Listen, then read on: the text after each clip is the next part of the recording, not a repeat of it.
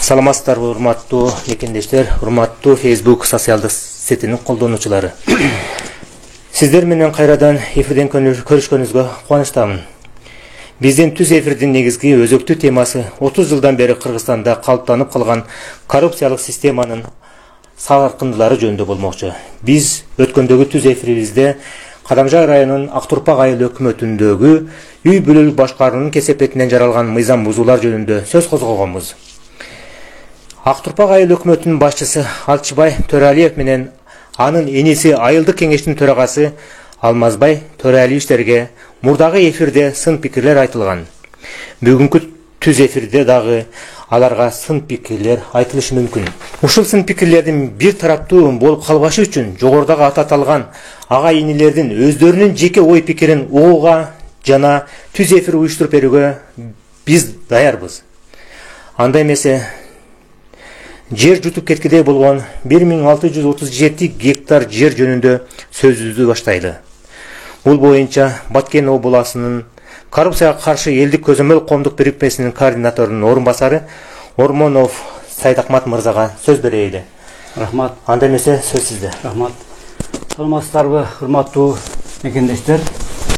Корккон муш көтөрөт дегендей болуп, бизди Абдыкарым Ажөкөбүздү, Адманна үчөөбүздү кордоп, уртетке алып келген агайындардын коррупциялык мыйзам бузуулар жөнүндө айтууга убакыт келип калды. Алардын биринчисини мен баштап берсем, ажыга баштап берсеңиз. Макул. Биздин арызыбыз боюнча 2014-жылы Жогорку Кеңештен атайын комиссиянын курамы түзүлүп, 5 фракциядан ар бир фракциядан 2 депутат болуп, 10 Жогорку Кеңештин депутаты, ошондой эле атайын жумушчу топ түзүлүп, алары саны 19 кишиден болуп түзүлгөн. Алардын катарына мен дагы мүчө болуп киргенмин. Жалпысынан 29 комиссиянын түзүлгөн комиссиянын жыйынтыгы боюнча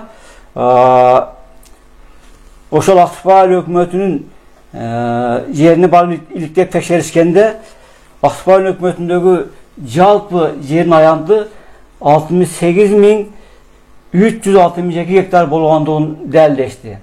Бирок бул 93-жылгы инвентаризациянын жыйынтыгы боюнча чыгып отурат. Бирок 2014-жылгы текшерүү учурундагы бул жерди сурашканда 66.725 гектар болгондугу аныкталды. Бул боюнча ошол Жогорку Кеңештин актысын түзгөн ошол туруктуу комиссиянын жетектөөчүсү Төлөмүш Мамыталиев менен Алчыбай Төралиевдин мандып түзгөн актысы буга далил. Биз далилсиз Алчыбай аканын колусуз эч нерсени айтпайбыз. Мына акырында Алчыбай ака өзү колду коюп, ошол 1637 гектар жерди кем болгондугун өз мойнуна алып колу коюп отурат.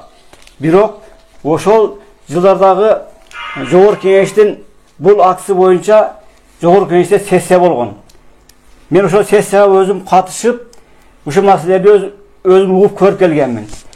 Бирок ошол сессия учурунда Ташбот Балтабаев депутатыбыз байкебиз ушул 1637 гектар жер кем болуп чыкты деп айтып жатканда, ошол кездеги депутат Майдеминов Мурадил деген Жогорку Кеңештин депутаты чуркап чыгып, бул жер кем эмес, бул жер Алай районунун балансынан өтүп кеткен, ал жөнүндө маселе болбош керек деп ошол депутаттардын оозун жаап койгон. Биз ал боюнча ошол Майдеминов Мурадилдин сөзүнө ишенип, чын эле Алай районуна өтүп кеткен окшойт, ошо биздин жерибиз деп Алай районуна да барып келдик. Ара районунун мамлекеттик каттоо бөлүмүнөн алган жообуна караганда биздин Актурпак айыл өкмөтүнүн бир сотуктагы жери Алай районуна өтпөгөнү жөнүндө кат алып келдик.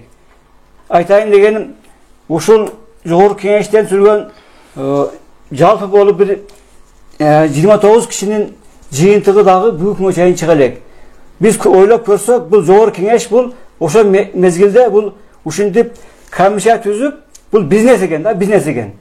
Ошо кылмыштарды бетин ачып, бирок аны өздөрү пайдалануу максатында атайын комиссиялар түзүп, ошол крыша болуп баягы коррупционерлерге kelgenden biz bugün ses büttük da. Demi alırı canı birlik şu meseleni kötürü otalımız dağı biz. Eğer canı birlik, bugünkü birlik şu bizi tura kabul alıp şu yerde iyilik deyip şu yer kayakta kaldı deyip bunday tekşerip alsa mümkün bu yerler yer tutup gitti mi, yer Özbekistan'a ağayını sat vergen mi, kanday bolğandığı oşol bugünkü birlik talap kılıp şunu jindin çağış kereklerini götürabız. Mына siz айтып атасыз, ошол Алай районуна мүмкүн Алай районуна өтүп кетти деп сиздерге ким ошондой маалыматты берген эле? Ошо жогорку кеңеш депутаты Майдеминов Мурадил деген өзүнүн кадам жайынын депутаты да. Аны ал жака барып, сиздер ошол комиссия менен барып текшерип, ал жактан кат алып келдиңиздер, справка. Алай районуна эч кандай каттоого өткөн эмес, каттоодо жер берилген эмес. Ақтұрпақ айыл өкіметіне деп, алар справка берді тұра? Ода, айтайын дегенім, ал жерден Майдеминов ал комиссияның құрамында жоқ та. Жоқ әле, өздері чұрғап шығып, сол өкіметті қолдап, қуаттап, жоқ ал жер, жоқ әле жерден ойынан тоқ әле, Алай районы өтіп кеткен деген сөзмен жауап қойғанда сессияны. Ақтұрпақ айыл өкіметті кірішіп айтады. Ошондо сиздерде азыр алгач мамлекеттик каттоодо турган канча гектар болчу, бүгүнкү күндө канча гектар болуп атат, ошону дайыр жолу тактап айтып коелучу, ошол кагазыңыз бу жерде бар да. Бар, ошол жана айттым дагы кайталап коеюн. Ошол саяс сарагандан кийин 93-жылы бүт жерлерди инвентаризацияланган. Инвентаризацияланган. Реформага даярдаганда, ошондо биздин айыл өкмөттүн жери жалпы болуп 68.362 гектар болгон да. 68.362 гектар болгон. Гектар болгон. Ошону да ушул агайын турган, сонун башында. 1630 гектар жер жөнүндө 100% Сулейке агайын жооп берет да. Мындан башка эч ким билбейт аны. Мурунку ошол 1993-жылы Бүргөндү совхозунун жерлери боюнча өткөзүлгөн инвентаризациянын жыйынтыгында жердин жалпы аянты 68.362 гектар болгон экен. Ошондо 1637 гектардын дайын оту жок болуп атат да. Оту жок. Орду түбү жок. Эми ошону азыр эми мындай мамлекеттик комиссия дайыр жолу түзүлүп, аныктай турган болсо, бул ошол жер жутуп кеткендей жок болуп аткан гектар 1637 гектар табылышы мүмкүнбү? Же кандай болот? Бул сөз табылат. Бул жер болгон жер да. Бул сөз табылат. Муну мен ойлоп тапкан жерим жок. Ошол жанагы комиссия иликтеп, текшерип, бүт кашкалар көтөрүп чыккан маселе да бул. Муну биз мындай салыштыруу иретинде азыр Ак үйгө 16 гектар жер бөлүнүп берилбедиби? Жакшы көлөмдөгү жер да. Ошондон ушул Ак үйгө бөлүнгөн жерден 100 эсе көп экен да. 100 эсе, мындай жатканда 16-ны 100гө көбөйсөңүз 1600 болот. 1637 гектар жок болуп жатат. Эми мындан башка дагы кандай ал жакта ушундай таза иштер болот атабы же азыркы айыл өкмөтүндө дагы башка немелер барбы? Бул ору туу менен жок болгон жер жөнүндө айттым. Эми ушул агайын экөө иштеп туруп, ору туу менен жок болгон 2 айыл жөнүндө айтып берейин. 2 айыл жөнүндө. Айыл жөнүндө айтып берейин. Орду түү менен жок. 2 айылдын орду жок. 2 айыл орду жок. Ал кандайча болуп кетти? Расшифровкада жок да, отчетто жок да. Отчетто жок. Биринчиси Сарыкамыш деген айыл болгон да. Экинчиси Каратумуш деген айыл болгон. Каратумушук. Сарыкамыш жана Каратумушук деген. Мына шу Алчынбек ака өзү өкмөт болгондо 2005-жылы мага маалымат берген бизге. Мына өзүнүн колу, пешаты турат да. Бул жерде ал айылдар барбы жокпу? Турат, айылдар турат. Бул жерде ошол Сарыкамыш менен Каратумушук айылы жазылган. Жазылып турат. Турат. 2 айылдан турат. Бул Алчынбек аканын өзүнүн колу, өзүнүн пешаты да. Бүгүнкү күнгө келип, бул өкмөт өзү Алчынбек ака өзү колу коюп дагы мантип, пешатты басып, районго отчет берип атат. Жыл сайын отчет берет да булар. Мына бул жердеги жыл сайын берген отчетунда көрсөтүлгөн эмес 2 айыл. Ошону айтайын деп атам да. Кадамжай районунун Ақтұрпақ айыл өкмөтүнөн. Мындан башка да коррупциялык схемалар барбы жокпу же тазабы? Мындан башка дагы жүздөгөн коррупция мыйзамдар бар да. Бүт айылдар турат бердичи. Барды бүгүнкү күндө айылдар турат да. Сарыкамыш менен Каратумуш айыл жок берди. Сарыкамыш айылы бунда көрсөтүлгөн. Көрсөтүлгөн эмес. Себеп катышук айылында быйылкы отчету ооба. быйылкы отчету. А мындай болсо 2005 жылдагы отчетунда болсо Саргамыш менен Каратумшук айылы көрсөтүлгөн эмес. Эмне үчүн андай отчеттор болуп атат? Булардын өзлөрүнүн ой пикири кандай экенин билбейм. Мына Саргамыш айылы бар бүгүнкү күндө турат, эл жашап атат. Каратумшук айылы турат бүгүнкү күндө эл жашап атат. Ал жерде мектеп бар, окуучулар окуп атат. Атшемек өзү шо мектепте окуган, шо жерде чоңойгон өзү дагычы. Бирок өзүнүн туулуп өскөн айылы менен өзү окуган айылды төп тагынан бери жок кылып, отчетко кирбей атат. Анын сырыны Атшемек өзү айтсын. Мен аны билбеймин. Ал айылдарды эмне максат менен ушундай кылгандыгын ал өзү гана билет да. Максаты ошол өзүнүн убагыдан кийин кээ бир айылдарга турак жай берген да мыйзамсыз. Ошол айылдарды саныны эгер отчетко койсо айыл саны көбөйүп кетет да. Ошо көбөйүп кетпеш үчүн мыйзам берген айылдар койсоно көбөйүп кетет да. Ошол мурун жашап калыш үчүн мурдагы ата бабасы жашап келген айылдарды жокко чыгарып, башка жаңыдан айылдарды мыйзамсыз берген турак жайларды кошуп отчетко киргизип. Өзү Алчыбай Туралиев жөнүндө мен жакшы билбейт экенмин. Ал киши эмне мындай ой келди эле нерселерди жазып койду деп сиз айтып атасыз да. Отчету берип атат деп туруп. Ал киши өзү жогорку окуу жайын бүткөнбү, билимдүү кишиби? Эми сурап калдым, бул кишилер жөнүндө айтсам, бул кишилердин капылышпасын негизи билимдери начар да. Ошо сабатсыздыктан, түшүнбөстүктөн кол десе кол кое берет, мыйзам буза берет, мыйзам буза ушинтип келиши да. Негизи сабатсыздыгы. Анан ач көздүгү. Себеп, эки себеп бар булардачы.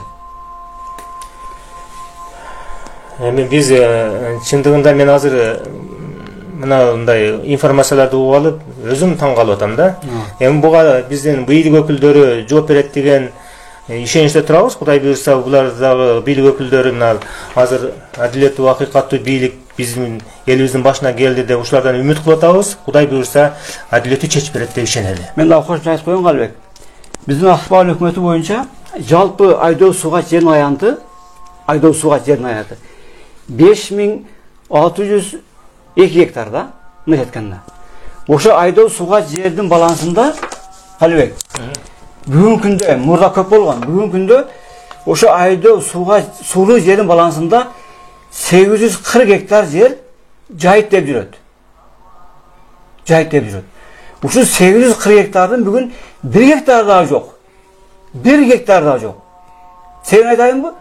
Себеби бул айдоо сууга жерди ошо агайны бириге алып туруп, бүт турак жайларга берип, үлүштөргө берип, мыйзамсыздор менен. Бүттү.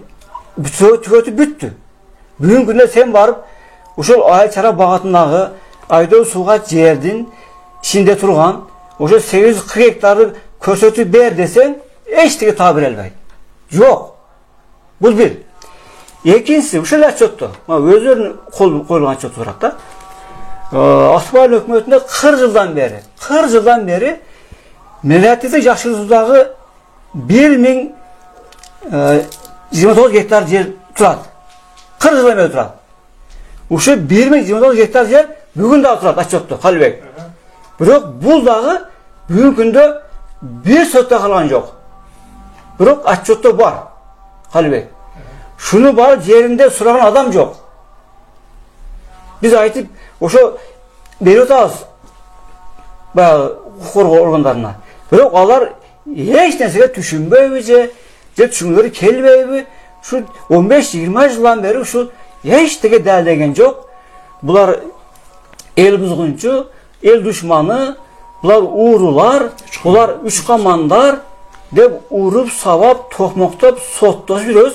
Эч ким ушуларды, мына кагаздарды көрүп, билип турса дагы эч кылмыш козгобойт да. Уруп, сабап, токмоктоп, эмне сиздерге ушунчалык зала неметти, зулумдук кылыштыбы? Булардын жана башында айтып өтүп кеттим, булардын корккон алдымыш көрөт да. Ушуларды бизди сабаса, шөбүздү сабаса, вурса, калан карапайым эл добушу өчөт да. Өшүп бүттү бүгүн. Башка ошол жерде жергиликтүү жашоочулардын добушу өчөт. Добушун өчүрүп бүттү дагы элечи. Ошондон бүгүнкү күндө бизди аябай баягы элдер дагы мындай коопсуздук ойлонуп турат да. Булардын колунан ар нерсе келет. Бажакан да сабаган, мен да сабаган, Маннаты бүгүн күндө сабап атат. Ал киши бүгүн сотто. Сотко берген булар. Ал өзü айыл өкмөтүнүн айыл кеңешинин депутаты. Депутаты маңнап. Ошону дагы ушу сотко берип, бу кишини дагы уруп сабап, азыр бу кишини аш төргөдө. Өздөрү кылмышты кылат. Ошо кылмыштан кутулуп кетиш үчүн акча берип болсо дагы бизди сабап, сотко берип, тергөөгө берип, ушундай жолдор менен кетип атат да. Согуштарды кылып, булар андай ата-энеси начар деп баягындай болгон сөздөрдү айтып, ушундай булар усул ушундай да. Бүгүнкү областтык жетекчилер түзүмдөрү көз көрүнө эле бүт кылмыштарын жаап жашырып, биз ошол активисттерди уруп сабап, ушу каматып жок кылышына аракетин көрдүк. Жала жаап. Мындай кылбаса, эртең алардын күнү бүттү. Көрдүңбү Калыбек? Булардын бул АК-УКнын бул баягыларды колдогон жан жөөкөлдөрүнүн, бир туугандарынын, куда сөөктөрүнүн, кошумбашчыларынын түшүнүгү ушул деңгээлге жетти. Алар биз эле уруп саап койсо, түрмөгө тыгып койсо, шунча кылмышы ачылбай калбайт да Калыбек. Бизден кийин муундар да уже ойгонуп атат. Эл ойгонуп калды бүгүнкү күндө. Калыбек. Уже элдин седим өстү. Булардын ким экенин билип калды. Булар эгер шыныгы эркек болсо, ар намысы болсо, şu күнөөлөрдүн моюнга алып эле биз адашкан экенбиз, эй туугандар, бизди кечиргиле деп койгонго убакыт келди да. Бул жерлер боюнча отчеттордо так көрсөтүлгөн эмес экен да, маалыматтар жок экен. Отчеттордо бар. Отчеттор турат. Şu жер турат деп атат да, мисалы үчүн, мына жер Айдос Сугат жерин балансындагы жайыт жер бар деп атмайт, бар деп атат. Бар деп атат. Баягы Милатив жакшылыгы жер дагы бар деп атат мына. Бар деп Алчымбекке колу коюп атат. Печатты басып атат. Бирок фактически ушул жер жок. Бул жерлерди мыйзам жолдор менен турак жайга сатып бүттү. Жерлишке берип бүттү. Муну бүгүнкү азыркы бүгүнкү күндөгү илим техника менен текшерем десе 1 саат текшерип коет, 1 саат эле. Туруу Калыбек. Муну оңой эле мисалы үчүн, оңой эле. Буга кызыккан, муну шуну кызыгып бир кат чыгарайын деген ойган өзү жок да. Муну кимдерге сатып атат эми? Ошо жергиликтүү элдерге сатып атабы же кандайдыр баягындай бизнесмен адамдарга сатып атабы? Булар көбүнчө баш жактан келгендерге, мыйзамсыз баш жакта да үлүштөрү болсо дагы, акчасы бала келет да мисалы үчүн. Көчүп келип, ошо жерге убактылуу шото коюп, анан жер үлүштөрдү алганга буларга акча керек да. Сатып, турак жайларына көбүнчө ушундай акчасы барга сатып, алар токтом чыгарып алат дагы, анан баягы кедей кембалдарга улар сатат акча коюп. Булар бул экөөнүн агайынын бул бизнеси да бул. Ошентип отуруп, баягы дагы кийинки немеде айтайын деп аткан оюмду айтайын деп калдым. Ошентип отуруп, булар 1237 гектар жерди Айдос Сугат жерди. Айдос Сугат жерди. Şu 30 жылдан бери АК-УК сатып таркатып бүттү да. 1237 гектар жерди. Ооба. Айдос Сугат жерди. Айдос Сугат жерди. Ошону жаап жашырып калыш үчүн, райондук деңгээлдеги баягы акимдар менен тил бириктирип, ошо 1237 гектар жердин 1200 гектарга токтом чыгарышты. Дүкөр деген участкадан, суу чыкпаган жайыт жерден. 2011-жылы. Ошо токтом чыгарышып, ошо Айдос Сугат жердеги турак жай берген жерлерин жаап койдулар да бүгүнкү күндө. Ошо дүкөр жана суу чыкпаган жерде уже суу чыкты кылып коюп. Жок. Беребиз деп токтом чыгарган дагы биракты жаап койгон. Себеби Алчымбекке өкмөт болгондо жердин турак жай курган жердин аянты 800 гектар эди. 800 гектар эди да. А бүгүнкү күндө 2300 гектар. Демек, şu АК-УК болгондон баштап 1,5 гектар жер турак жайга берилди атат да. Калыбек. 1,5. Мана, мен айтам бүгүн мына түз эфирден. Эгер шуну бүгүн көрүп аткан болсо, Алчымбекке, Алмаз көрүп аткан болсо, ошол 1,5 гектар жерди бизге далилдеп берсин. Мен мына токтомдору барды мүмкүн өзү жашырып койгон, алы өздөрү төрага иниси өзү өкмөт да. Өзүнчө жашырып токтомду чыгарган болсо, бизге чөйрө келип айтсын бизге. Сайрахмат Калбай айтып атат. Бүгүнкү күндө Акбалин өкмөтүнүн турак жай аянты 1000 гектар мисалы үчүн. Бул Калбай атат десин. Men dälde berem onu. Misal üçün mana. Mingçiler ayılı öz yaşagan ayıl. Akavka yaşagan ayıllar. Bugün günde mana Öşrafka'da Mingçiler ayılının ayandını 130 hektar devat. 130 hektar devat. Mana açılmayan özün malumatı açıyordu. Mingçiler ayılı bugün eseptegende var ölçüsün var. Misal üçün sen barsan azı 500 hektar aşağı. Mana bir ayıldan 4 hektar жерди мыйзамсыз берип атпалар. Қалибек. Муну мен түзгөн жокмун. Мына Алчынбектин өзүнүн колу менен булдан турган маселе бар. Көз көрүнө турат айылдар.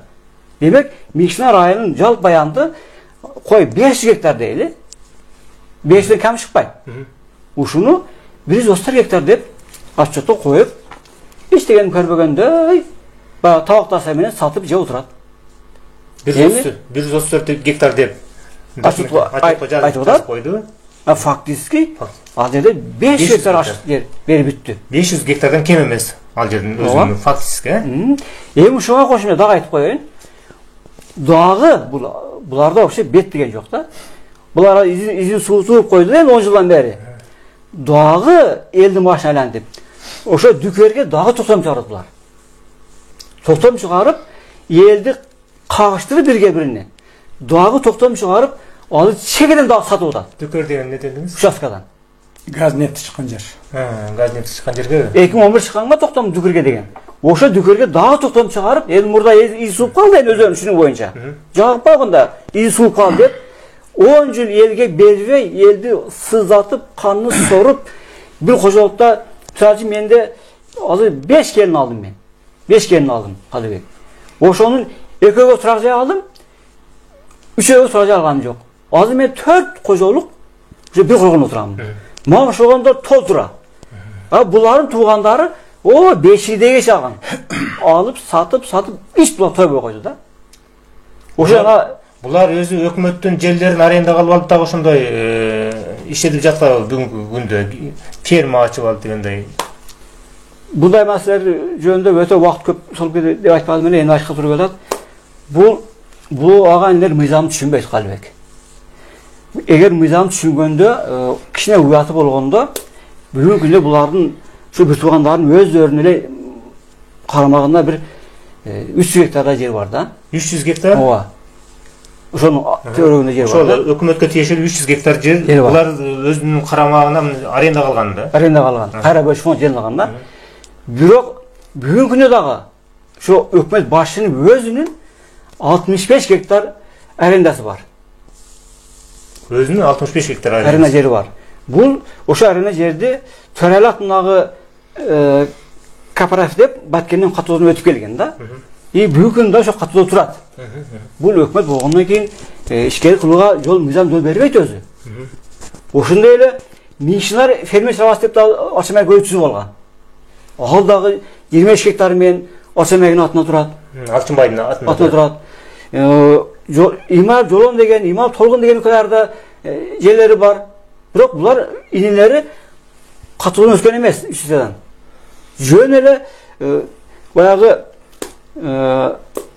пайдаланыш үчүн, баягындай жерге деген шартта пайдаланыш үчүн өз ара келиштирүү эле арендага алып пайдаланып келип атат. Ошол эгер булар арендасы каттабаса, андан кийин налогдорду ошол жердин налогу бар, алага канча төлөйт, ошол алар эл катары төлөшөбү? Булар ошол кооператив фермер түзгөндөн кийин булардын өзүнүн мыйзамдары бар да. Эң аз өлчөмдө төлөйт да баягы карап фонд жерлеринчи.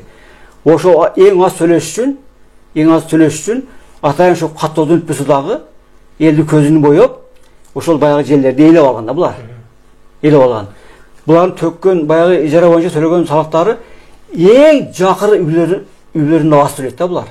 Булар эң жакыры үй билет белет да. 65 гектар жерди өзү иштетип атат деп атасыз да? Ооба. Ошо 65 гектарга канча төлөйт? 65 гектарга бул мен ашет айтып коеюн. Барбы сизде мында отчет? Бар менде. Ал айтып коеюн. Эми бул кече 1-2 жыл болуп калды дагы бул куу кишинин өтө куу киши да. Эми ошол Төрәлі атындагы кооперативди үрөөнчүлүк деп ачып алыптыр эми. Үрөөнчүлүк Акдевзире деп ачып алыптыр. Бүгүн күнү өзүнүн атына турат ошол дагы элечи. Анан калп эле элге бул Abdulkadir Abdurashid'in jeri oşonun icraga berilgen dep hal bele eldi aytat. Bирок ал Abdulkadir Abdurashid Batkenden katın ötken emes. Jönere eldi mamleketти aldап, oşo salttan kaçıp bugün da özünün balansında turat. Dep aytayın uktayım. Bul eger bulay turat. Men şu Törelatındagı ürönçülük kooperativi aksiyon arkılуу, konks arkılуу utup ада özüre ürönçülüğünü açtım dep kat yurtat da. Eger ürönçülük bolsa kalbek. Anın ürönçülüğün özünün kampalары болот, турабы? Бүт немелери болот, уста болот да. Бирок эчтегеси жок. Фиктивнилер мындай ачып алып турду да. Эмесе эчтекеси жок эле. Жок. Атын жазып туруп, ürönçülük ачып алдым деп туруп, ат коюп алгандагы, анан ошого жараша жанакындай мамлекеттен бөлүнгөн жардамдарды, мисалы дыйкандарга деп бөлүп атпайбы? Президентибиз айыл чарбасына деп бөлдү.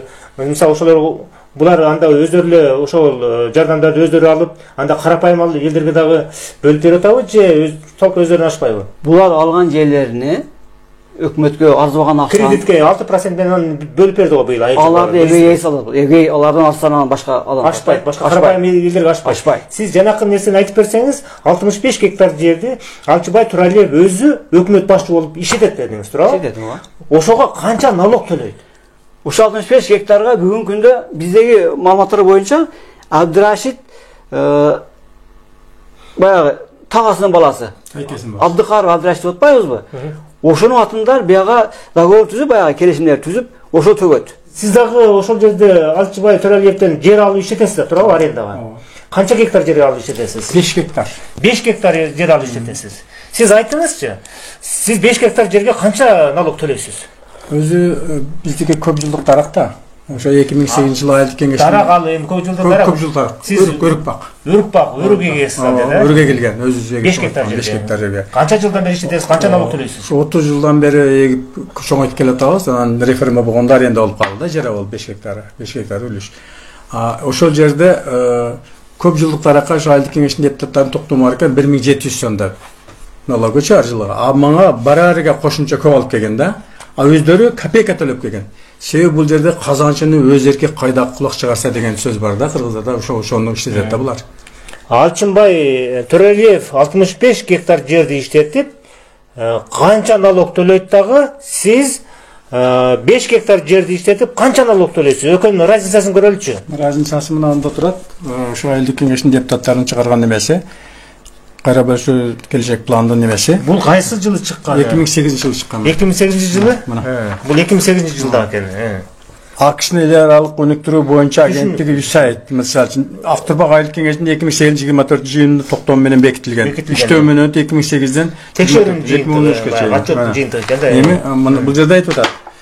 2008-жылы июнга чейин деп Бүгүнкү күндө канча төлөйт эми? Мен муну баштан айтып коеюн.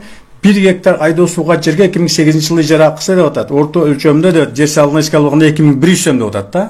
1 гектар айдоо сууга жерге.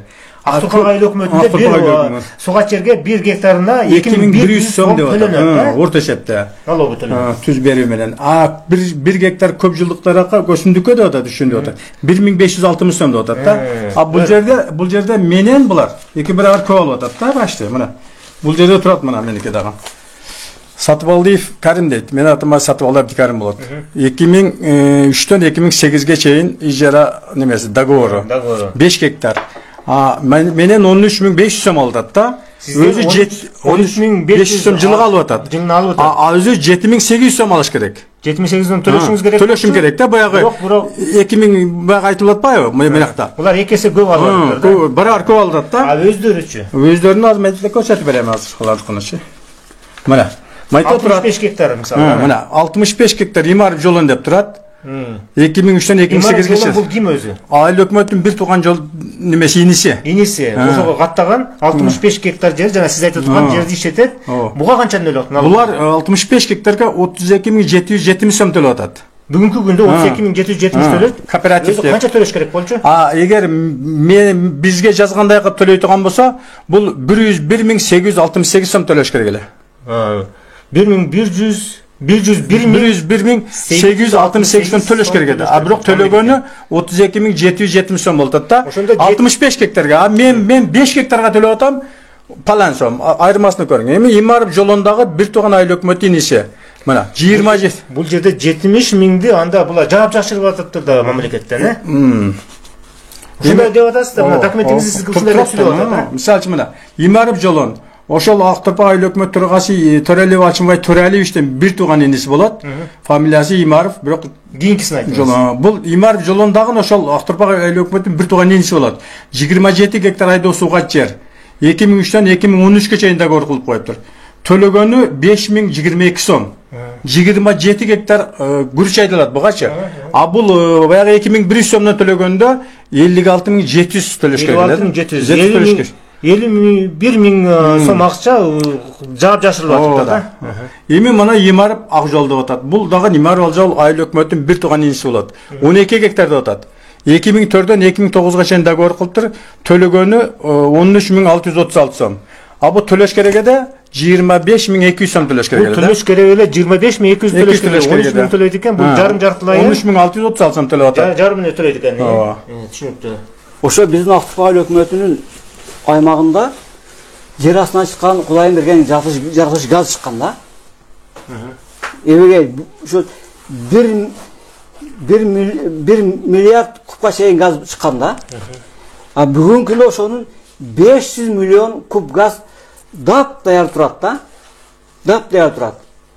Муну айткан Алчынбайга өзү айткан эмелери бар, бизде видеолор бар да. Ошону элге бербей буу отурат.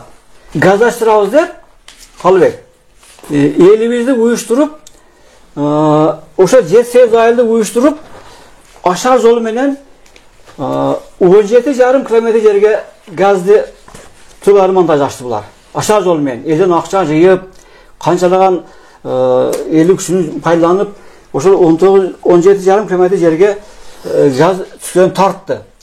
Emi oşonun el kılgana karabastan, bunu bugün günde oşa Kırgızgaz kurdu. Kırgızgaz'ın menen bayağı senin kovumның smetası boyunca 19,5 milyon son maksa ketti. Bu su boyunu gazlı suya gaz tartış üçün deyip mantip Batken tağına çıkıp Kalbek. Açınbek özü mana. Büyük memlekette aldı otan. Mana. El kulga el büzürgön işti. Kırgızgaz aksineri kovumu kurdu deyip 19,5 milyon so'mdu ol pulmen жоқ кылдылар. Bunu караган olam жоқ бүгүнкү күндө. Mana bu 2004'ten 2009 жылга чейин газдын квитанциясы. Себеби Ақтырпак айыл өкмөтүнүн төрагасы Төралиев Ачымбай 2005тен келген айыл өкмөт болуп.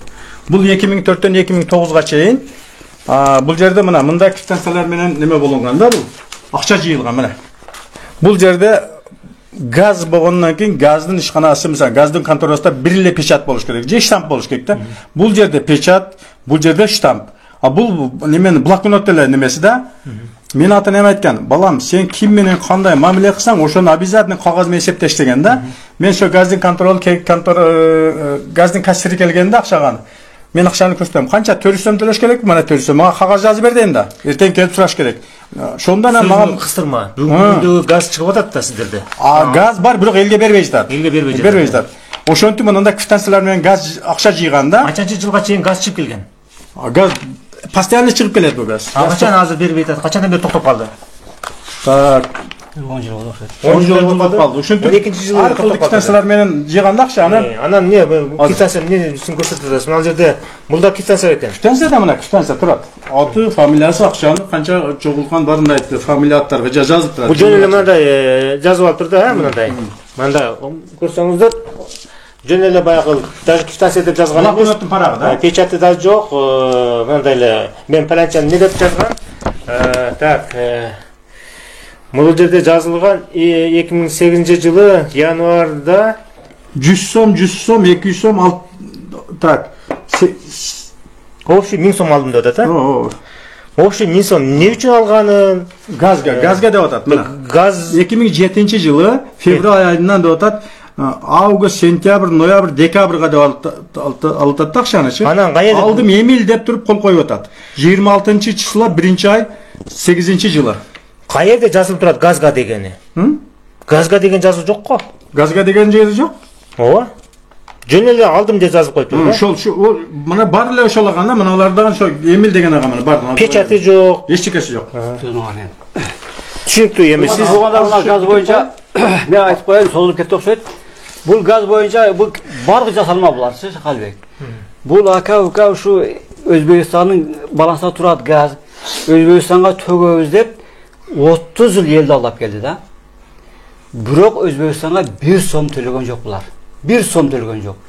Бүт бийликти колго алышып, Өзбекстанга төлөп келатабыз деппи? Өзбекстанга төлөйбүз деп элден акча жыйнап келди 30 жылдан бери. 30 жылдан бери. Кыскасы айтканда да эми. Актай түшүп башка кылды. 1 сом төлөгөн жок Өзбекстанга. Жалаң жогоруда ошо крышаларга берип, пособный хозяйство болуп, жогортолорго чөнтөгө акча жөнөп турду да. Мен дагы бирин айтып коеюн, эсим барында азыр. Жана айтып кеттим го, Мусафир деген. Момнали Мусафир деген. Мен өзү мен каташыма бирге окугам экөөбүзчү. Ошо туулуп өскөн өтүкчү деген айыл бар да. Өтүкчү деген айыл бар. Ошо өтүкчү айылга булакакалар. Үсайт мен баягы Үсайт деген уюм бар го, Үсайт уюму.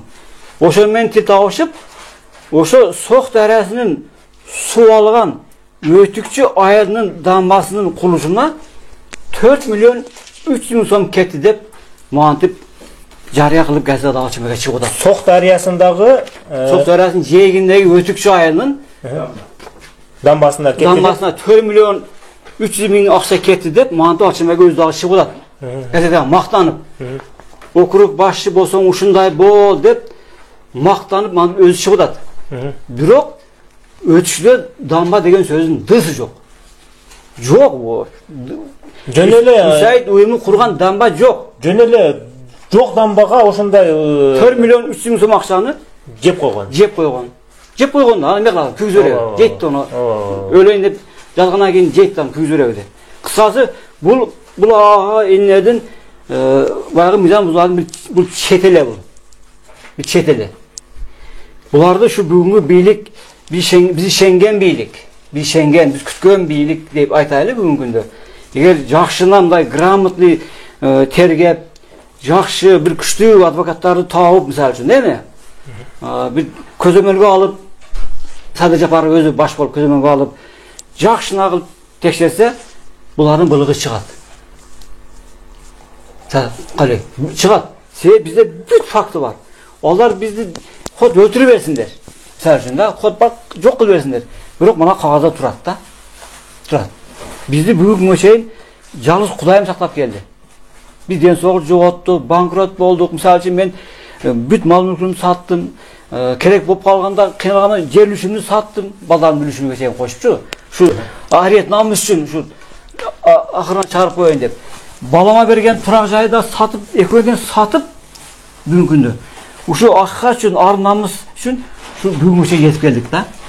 Эгер биз şu koy mal mülkümü satmayın, ölüp kessin, mal mezarı deyip kim koygunuzda, mananda buların kılmışı dəlneme katili.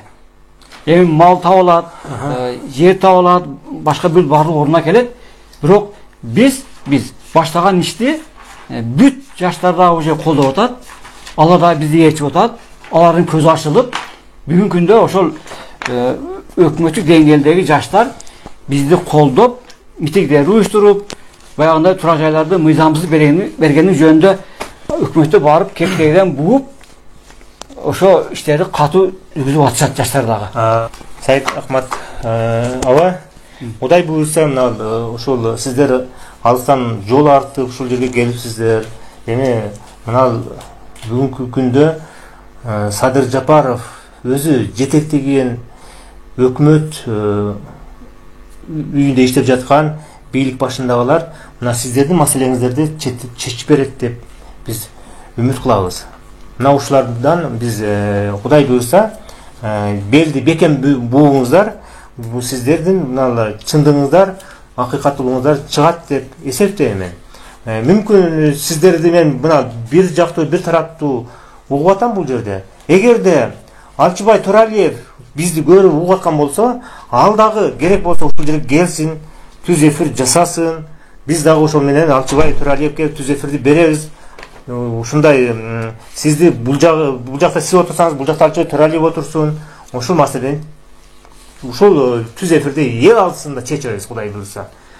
Урматтуу бийлик өкүлдөрү, ушул адилеттүү чечип берет деп сиздерге биз ишенебиз.